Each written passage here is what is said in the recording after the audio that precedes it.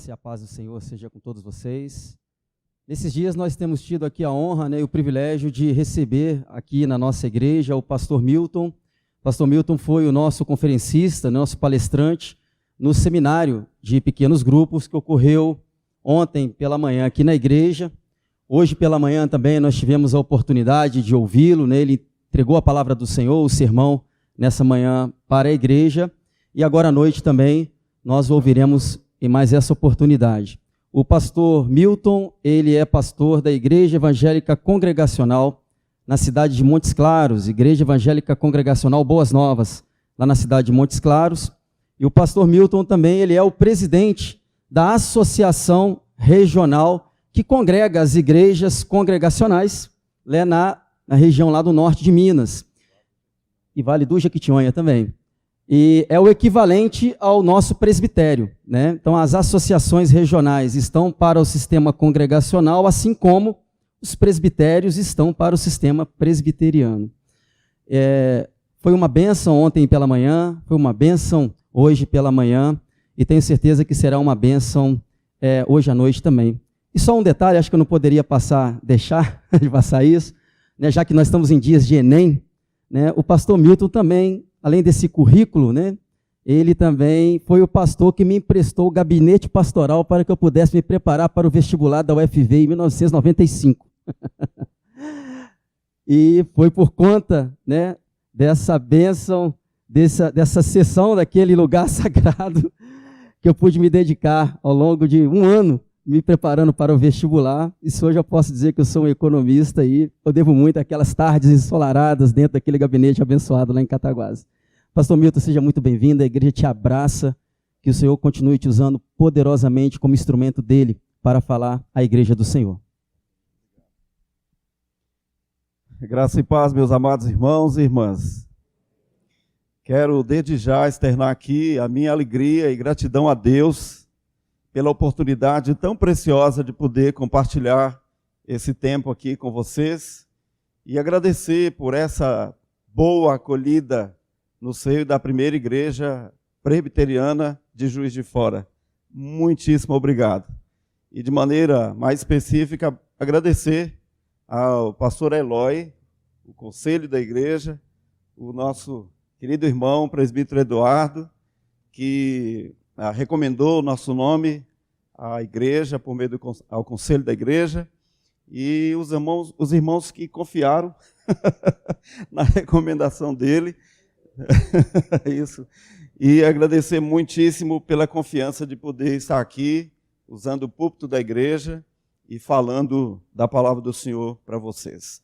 Peço orações por mim, pelo nosso ministério ali em Montes Claros, em nossa igreja, e naquela região, e também por nossa família, por nossa viagem, ainda hoje à noite, por volta de meia-noite, voltando para Montes Claros, Belo Horizonte, Montes Claros, e quarta-feira bem cedo, aliás, terça-feira à noite, já viajando para Goiânia, onde vamos ficar ali também até a sexta-feira. Vamos participar do encontro da Fé Reformada na primeira igreja presbiteriana de Goiânia.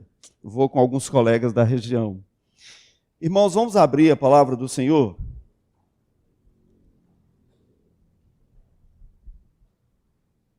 Por gentileza, primeira epístola de João. Primeira carta de João, no capítulo 1.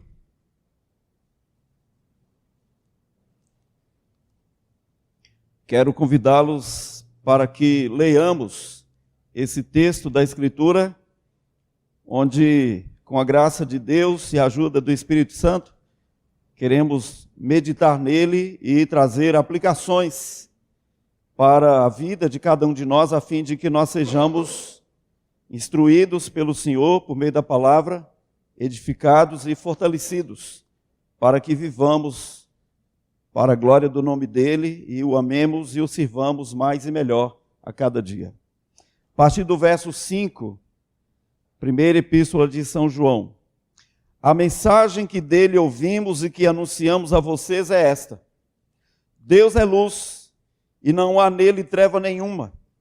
Se dissermos que mantemos comunhão com Ele e andarmos nas trevas, mentimos e não praticamos a verdade. Se andarmos na luz, como Ele está na luz, mantemos comunhão uns com os outros, e o sangue de Jesus, seu Filho, nos purifica de todo pecado. Se dissermos que não temos pecado nenhum, a nós mesmos enganamos, e a verdade não está em nós. Se confessarmos os nossos pecados, Ele é fiel e justo para nos perdoar os pecados e nos purificar de toda injustiça. Se dissermos que não cometemos pecado, fazemos de Deus, um mentiroso, e a sua palavra não está em nós. Capítulo 2, meus filhinhos, escrevo-lhes essas coisas para que vocês não pequem. Mas se alguém pecar, temos advogado junto ao Pai, Jesus Cristo, o justo. Ele é a propiciação pelos nossos pecados, e não somente pelos nossos próprios, mas também pelos do mundo inteiro. Por gentileza, oremos mais uma vez ao Senhor. Pai santo e bendito, obrigado pela tua palavra lida por nós aqui nessa noite, e suplicamos que o Senhor, por meio do teu Espírito Santo, possa iluminar a nossa mente de tal maneira que possamos compreendê-la. Ajuda-nos, ó Deus, a falar dela, expô-la nessa noite com sinceridade e fidelidade, ó Deus, e que o teu Espírito Santo guie nossa mente e coração, e que possa abrir os nossos olhos para contemplarmos as maravilhas da tua lei. Meu Senhor, que nos ajudes também a aplicá-la às nossas vidas, a fim de que nós vivamos por ela e possamos viver assim para a glória do teu nome, em nome de Jesus. Amém.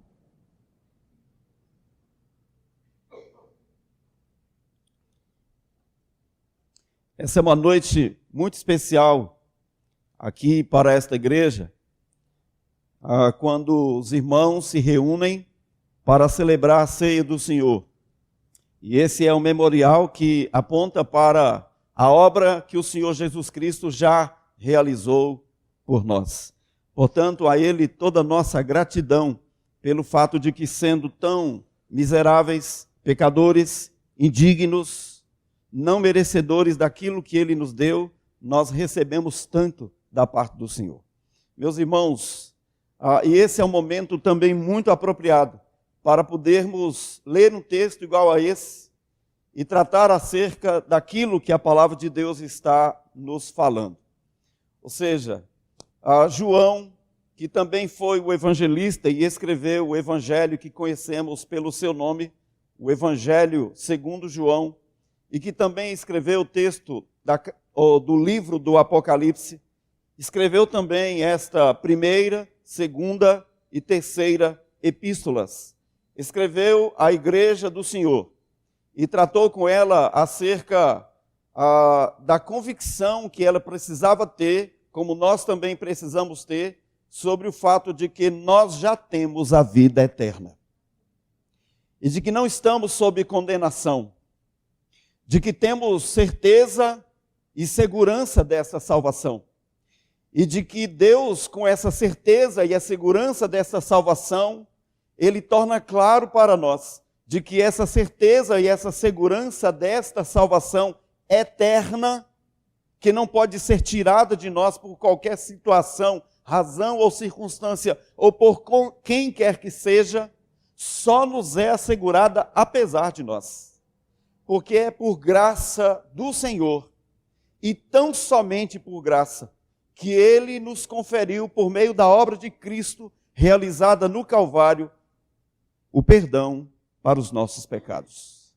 Esse texto trata acerca de pecado. E eu quero pensar com os irmãos nessa noite, com base nesse texto que nós lemos, acerca de 3 verdades que estão aqui na Escritura. Primeiro, o texto fala acerca de como nós lidamos com o pecado. Segundo, o texto fala acerca de como Deus quer que nós lidemos com o pecado. E terceiro, o texto fala acerca de como Deus lida com o nosso pecado. Primeiro, sobre como nós lidamos com o pecado. Terceiro, como Deus quer que nós lidemos, tratemos com o pecado. E terceiro, como Deus lida com os nossos pecados. Então, se você, por acaso, fechou a sua Bíblia, por favor, por gentileza, abra novamente. Capítulo 1. Eu quero chamar a sua atenção para os versos de 5 a 7, que dizem assim: a mensagem que dele ouvimos e que anunciamos a vocês é esta, que Deus é luz e não há nele treva nenhuma. Se dissermos que mantemos comunhão com ele e andarmos nas trevas, mentimos e não praticamos a verdade. Se andarmos na luz, como ele está na luz, mantemos comunhão uns com os outros, e o sangue de Jesus, seu Filho, nos purifica de todo o pecado. Meus irmãos, a primeira verdade que está aqui nesse texto é acerca de como nós lidamos com o nosso pecado em relação às outras pessoas. E o texto é muito claro em relação a isso, ao dizer que se nós andarmos na luz, como Ele, o nosso Deus, é luz, está na luz, mantemos comunhão uns com os outros, e o sangue de Jesus nos purifica de todo o pecado. Mas o texto diz que a mensagem que ouvimos dele e anunciamos é esta, que Deus é luz e não há nele treva nenhuma. Se dissermos que mantemos comunhão com ele e andamos ou andarmos nas trevas, nós mentimos e não praticamos a verdade. Se nós dissermos, se nós testemunharmos, se nós propagarmos, se nós dissermos às pessoas à nossa volta de alguma maneira que nós mantemos comunhão com Deus, e se de fato nós não temos esta comunhão com Deus, se nós dissermos para as pessoas de alguma maneira que nós estamos na luz, porque Deus é luz, é a verdade de Deus, é a verdade do Evangelho, é a verdade da Escritura. Andar na luz é andar nessa verdade, viver na luz é viver nessa comunhão com Deus. Se nós dissermos a outras pessoas, de alguma maneira, deixarmos transparecer aos outros que nós andamos na luz, que nós mantemos comunhão com Deus, se nós professamos isso com a nossa boca, mas se de fato nós não vivemos isto, nós estamos mentindo e a verdade não está em nós. E a consequência disso, diretamente aqui no texto, no verso 7, é que se nós fazemos isto, nós acabamos perdendo a possibilidade da comunhão verdadeira na igreja de Cristo. Porque esta comunhão com Deus, ela se dá por meio da sinceridade, da verdade, é andar na luz, é não deixar nada às escuras. Da mesma forma que não podemos lidar também com a igreja de Cristo, senão assim, na luz, de maneira honesta e sincera, uns com os outros, nesse trato e nesse relacionamento. Ninguém pode ter comunhão com Deus sem ter comunhão com a igreja. E João vai falar sobre isso. Se eu disser que amo a Deus e não amo o meu irmão, então eu não estou na luz, eu não estou vivendo a verdade. Ninguém pode dizer que ama a Deus se não ama o seu irmão. Porque a mensagem dele é essa, que quem ama a Deus, ame também o seu irmão. De maneira que nós não podemos professar que mantemos comunhão com esse Deus que é luz, se nós também não vivemos na relação da igreja esta vivência, esta experiência de sinceridade, de clareza nos nossos relacionamentos. Não podemos usar máscaras. Não podemos viver de aparência. Não podemos viver de aparência, usar máscaras e não sermos sinceros, porque isso prejudica a nossa comunhão com a igreja, uma vez que isso já prejudicou a nossa comunhão com Deus. E ninguém pode ter comunhão com Deus, de fato, se não tiver também comunhão com a igreja e vice-versa. Sinceridade e clareza e transparência. Se dissermos que andamos na luz, e não estamos na luz, nós mentimos. A verdade não está em nós. Sinceridade é o que Deus pede para o nosso coração. E quando nós nos relacionamos na igreja uns com os outros, é preciso que nós reconheçamos que a igreja é uma comunidade dos remidos. Remidos por Cristo. Mas essa comunidade é constituída de pecadores. De homens e mulheres que foram resgatados da vil corrupção, do pecado e da culpa, e foram salvos mediante o lavar regenerador pelo sangue de Cristo, pela palavra, purificados, mas essas pessoas são imperfeitas. Essas pessoas, elas são pecadoras. Como disse Martim Lutero, o reformador, a igreja tem uma face pecadora, referindo-se ao fato de que, porque ela é constituída de pessoas, de homens e mulheres que são pecadores, ela tem uma face pecadora. Meus irmãos, o que João ensina é que só existe possibilidade de comunhão verdadeira e sincera na igreja se nós vivenciarmos uma experiência de relacionamento sincero uns com os outros, sem máscaras. Viver sem máscaras, sem tentar mostrar uma piedade que nós não temos muitas vezes.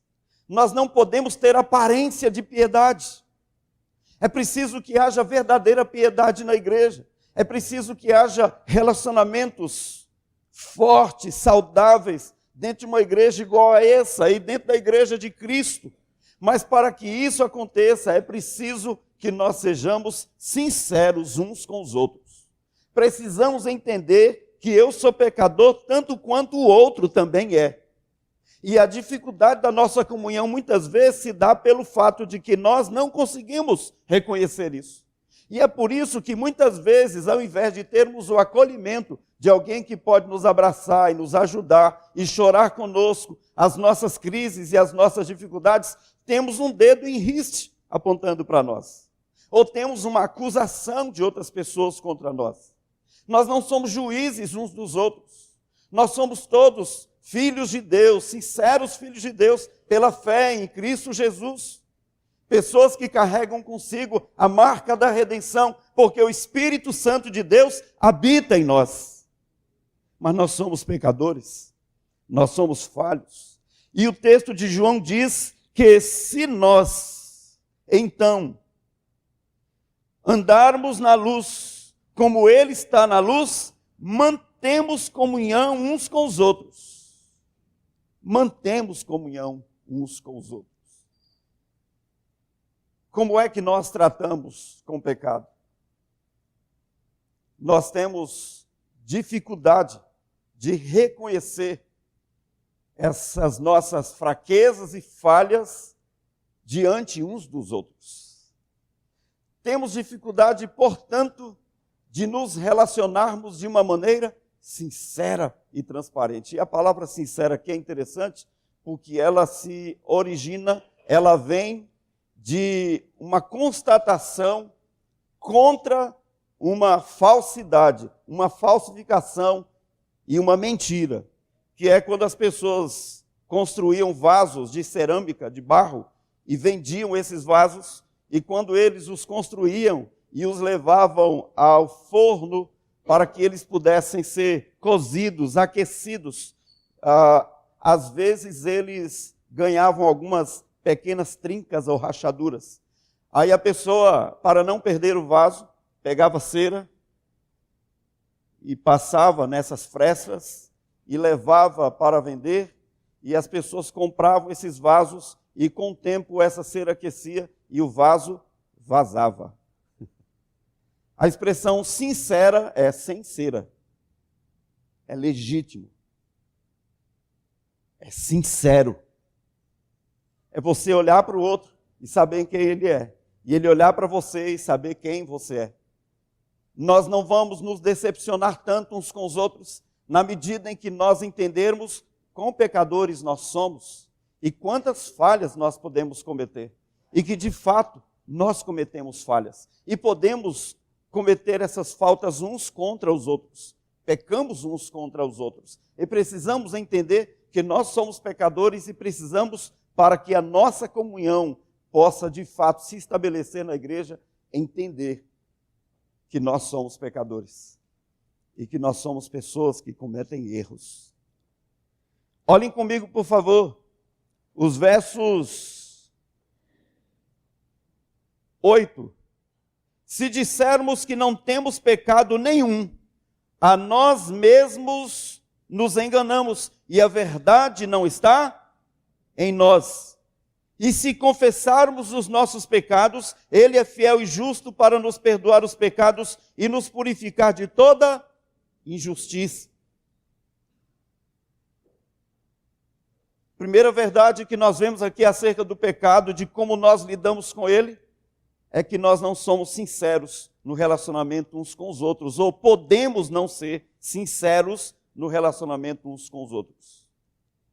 Segunda verdade é que nós não somos sinceros com nós mesmos, ou conosco. Se dissermos que não temos pecado nenhum a nós mesmos, nos enganamos. Quantos de nós podemos viver sem sinceridade para conosco? Quantos de nós estamos recalcados? Quantos de nós estamos carregando fardos pesados? Quantos de nós podemos estar oprimidos, mesmo sendo cristãos, e Cristo já morreu por nós, e nós já temos os nossos pecados perdoados por Ele, porque Ele morreu e na cruz Ele perdoou todos os nossos pecados, tanto aqueles que já cometemos, os que temos cometido e os que ainda iremos cometer. Ele morreu para perdoar todos os nossos pecados, mas por que nós carregamos culpas? Por que é que nós nos maltratamos tanto às vezes? Por que é que nós nos limitamos tanto? E por que é que nós carregamos tantos traumas? Porque muitas vezes não somos sinceros conosco mesmos. Deus tem um padrão para nós. Esse padrão é o padrão da excelência e da santidade, que Ele quer que nós vivamos como sinceros filhos de Deus nesse mundo, e que nós sejamos o sal da terra e a luz do mundo. Ele nos chamou e nos separou como seus santos, e para sermos esses santos, nos quais Ele opera com sua graça, pelo Espírito, pelos meios de graça, pela palavra, pela oração, pelos sacramentos, o crescimento da nossa vida espiritual, para que nós possamos a cada dia sermos transformados de glória em glória, à imagem do seu Filho. Mas isso não vai terminar aqui. Esse processo não terminará aqui. Ele não terá um ponto final aqui. Esse processo, ele vai passar desse tempo da nossa existência para até o dia em que ou Ele nos chama a si, quando Cristo voltar, então nós seremos manifestados com Ele em glória.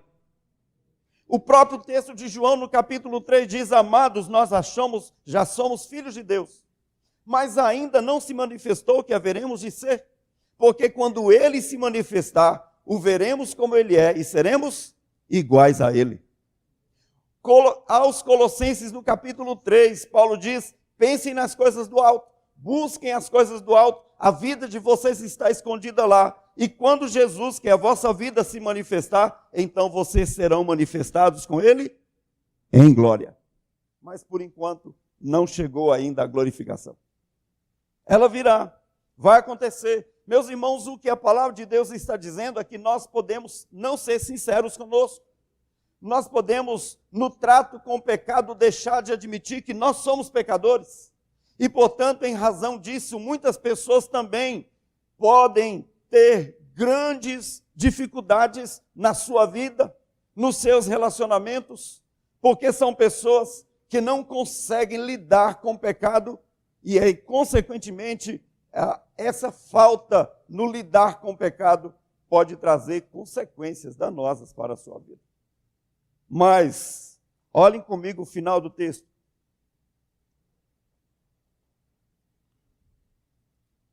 Capítulo 2. Meus filhinhos, escrevo-lhes essas coisas para que vocês não pequem. Mas se alguém pecar, temos advogado junto ao Pai, Jesus Cristo justo. Ele é a propiciação pelos nossos pecados. Verso número 10. se dissermos que não temos cometido pecado, fazemos dele um mentiroso, e a sua palavra não está em nós. Vamos considerar o verso 10, lido agora por nós. Primeiro, como é que nós podemos lidar com o pecado? Às vezes, nós não somos sinceros com os outros. Segundo, nós não somos sinceros conosco mesmos. E terceiro, nós não somos sinceros com Deus. Porque se nós dissermos que não cometemos pecado, fazemos de Deus um mentiroso e a sua palavra não está em nós. Por quê? Por que a gente faz Deus de mentiroso? Porque Deus diz na sua palavra que nós cometemos pecado. Eu posso até viver tentando mostrar uma imagem às outras pessoas de que eu sou um cara perfeito, bacana. Mas o problema é que Deus diz outra coisa ao meu respeito. Eu posso tentar lidar comigo mesmo, achando que eu sou um cara bom, eu sou muito bom. Mas o problema é que Deus diz que não. E, finalmente, eu posso estar lidando com Deus também da mesma maneira, contrariando aquilo que Deus diz, que Ele diz que eu sou pecador, enquanto eu não sou capaz de admitir que eu sou pecador. Então eu minto aos outros, eu minto para mim mesmo e eu minto para Deus. Então a minha vida é uma farsa. Ou pode ser assim, ou senão eu vivo de aparência, eu não sou sincero. Há falhas em mim, mas eu tento esconder, eu coloco cera. E eu preciso ser sem cera. Eu preciso admitir que eu sou um homem pecador. Eu preciso admitir diante da minha esposa, diante dos meus filhos, diante da minha família e diante da igreja, que eu sou um pecador, que eu sou um homem, eu sou uma mulher, eu sou um líder que comete falhas. Por quê? Por causa da natureza pecaminosa, por causa da depravação total. E depravação total nem significa que eu possa ser tão pecador quanto a minha natureza me permite ser. Porque ai de mim se fosse assim. Deus me dá, por graça e misericórdia, os meios para que Ele mesmo restrinja a minha capacidade de pecar. E ai de nós se a humanidade estivesse totalmente entregue a si dessa maneira. E Deus não permite isso. Mas esta é a verdade, que nós lidamos de maneira errada com o nosso pecado. Mas como é que Deus lida com o nosso pecado? E como é que nós devemos lidar com o nosso pecado? E eu termino aqui lembrando aos irmãos, voltem no capítulo 1 e os versos de 5 a 7. Olhem só. Se por um lado eu posso lidar de maneira errada com o meu pecado, mentindo aos outros e não sendo sincero, a Bíblia diz aqui, o Senhor diz que a maneira correta é que nós devemos andar na luz como Ele está na luz, para mantermos comunhão uns com os outros, e o sangue de Jesus, seu Filho, nos purifica de todo pecado. Andar na luz significa que, se eu estou na luz, não há como eu tentar esconder alguma coisa. A luz revela a minha imperfeição. A luz revela o que eu tenho de imperfeição, e então eu não posso viver senão de maneira sincera, uma vez que eu estou na luz. Eu não posso tentar esconder alguma coisa que é impossível ser escondida em razão de uma luz que incide sobre mim. E essa luz é a luz do Evangelho, é a luz da Palavra de Deus, é a luz de Cristo, é o próprio Deus que iluminou a minha vida. E nós vivemos nesse contexto da luz. É mais fácil para uma pessoa que não é um crente, que anda nas trevas, esconder o seu pecado, porque ele está na escuridão, ele está nas trevas. Mas tudo que chega à luz é revelado. A luz mostra, a luz revela. Então Deus quer que nós sejamos sinceros, no sentido de que nós admitamos a nossa culpa, sejamos sinceros uns com os outros e juntos busquemos esta confiança de que todos nós temos a graça bendita do Senhor que nos dá o perdão mediante Jesus Cristo. E para esse erro que eu cometo, de não ser sincero comigo mesmo, olha só os versos de 8 a 9. Se eu posso dizer que não tenho pecado nenhum, eu me engano a mim mesmo e a verdade não está em mim. Mas o Senhor diz, no verso 9, a maneira como eu devo tratar com isso. Se confessarmos os nossos pecados, Ele é fiel e justo para nos perdoar os pecados e nos purificar de toda injustiça. Ou seja, que eu preciso admitir que eu sou pecador, e quando eu admito isso, eu vou a Deus para confessá-lo. E o que é confessar? É concordar com Deus acerca do que Ele diz a meu respeito. Isso é confessar. Não é só verbalizar. A palavra confessar é concordar com Deus e dizer, sim, Senhor, eu concordo com o que tu diz em tua palavra que eu sou pecador. Se alguém ainda não fez isso, de fato não poderá ter acesso à graça bendita de Deus que nos dá a salvação por meio de Jesus. Porque ninguém será salvo a não ser que seja entristecido de tal maneira que essa tristeza, segundo Deus, lhe conduza ao arrependimento. E que ele possa encontrar em Cristo, então, perdão para os seus pecados. E, finalmente, como é que Deus, Ele lida com o nosso pecado e quer que nós lidamos com ele? Capítulo 1, verso 10 diz que se dissermos que não cometemos pecado, nós fazemos Deus de mentiroso e a sua palavra não está em nós. E a resposta de Deus para isso é, meus filhinhos, eu escrevo essas coisas a vocês para que não pequem. Mas se alguém pecar, temos um advogado junto ao Pai, Jesus Cristo justo. Ele é a propiciação pelos nossos pecados. Não somente pelos nossos, mas pelo do mundo inteiro. Ou seja, de todos aqueles pelos quais Cristo morreu. Aqueles que já foram alcançados por essa graça bendita, os que estão sendo e os que ainda serão. Não é universalismo que todos serão perdoados, mas todos por quem Cristo morreu. A eficácia da morte de Cristo, a suficiência de Cristo para a nossa salvação. Mas o que o Senhor diz é que, já que nós temos uma conduta errada, a conduta correta é, Deus quer que nós vivamos em santidade. Ou seja, Deus quer que nós evitemos o pecado. E João diz o que é pecado aqui.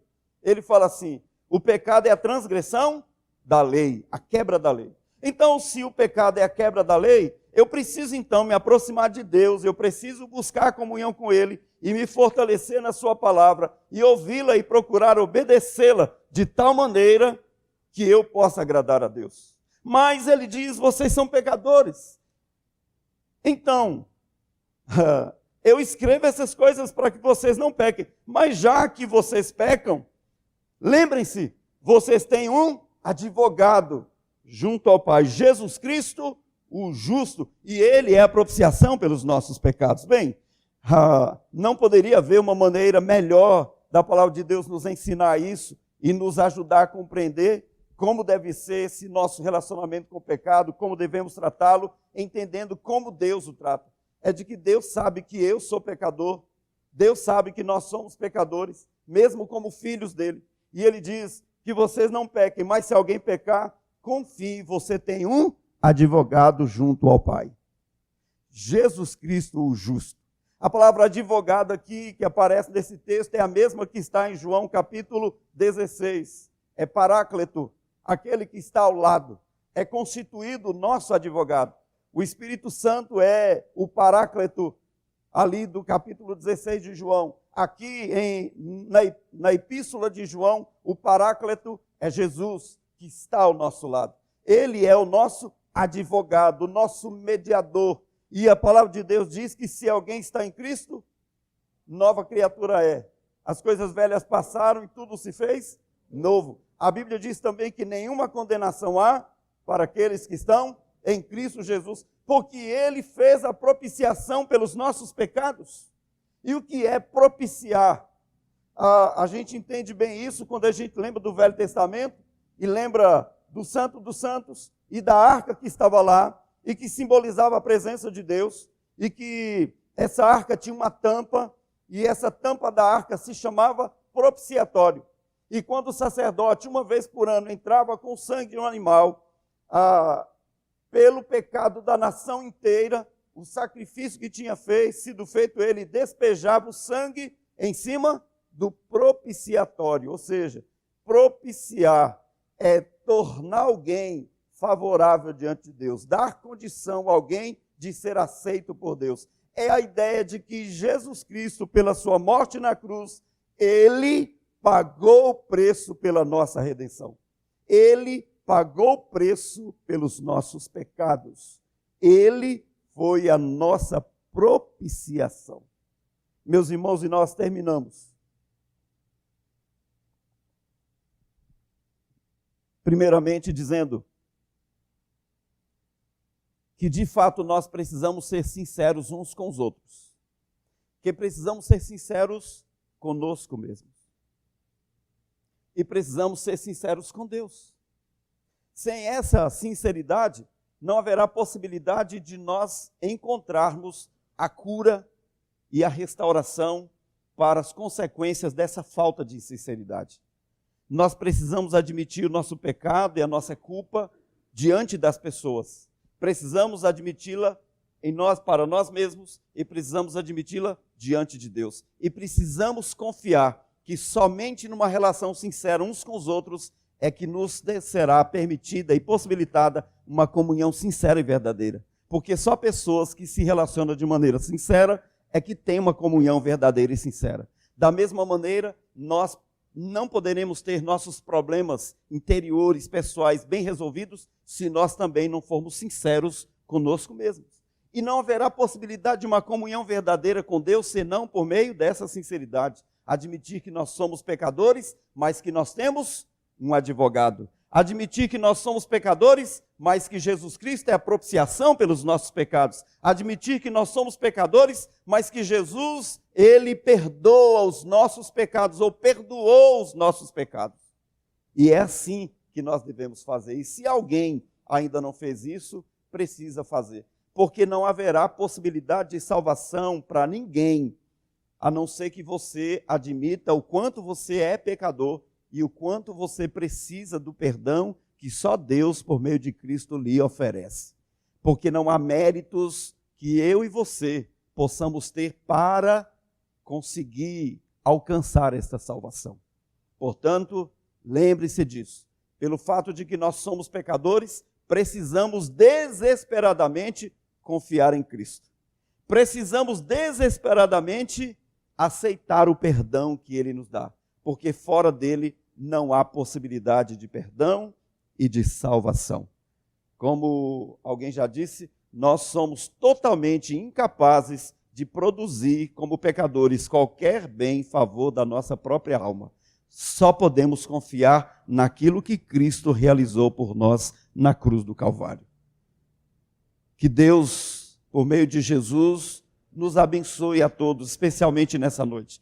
Quando nós nos aproximamos desta mesa, precisamos confessar, precisamos ir ao Senhor e admitir que nós somos pecadores e nos regozijarmos e nos alegrarmos em Cristo por causa do perdão que Ele nos deu e que essa mesa representa, de que por causa dele nós podemos ter comunhão uns com os outros.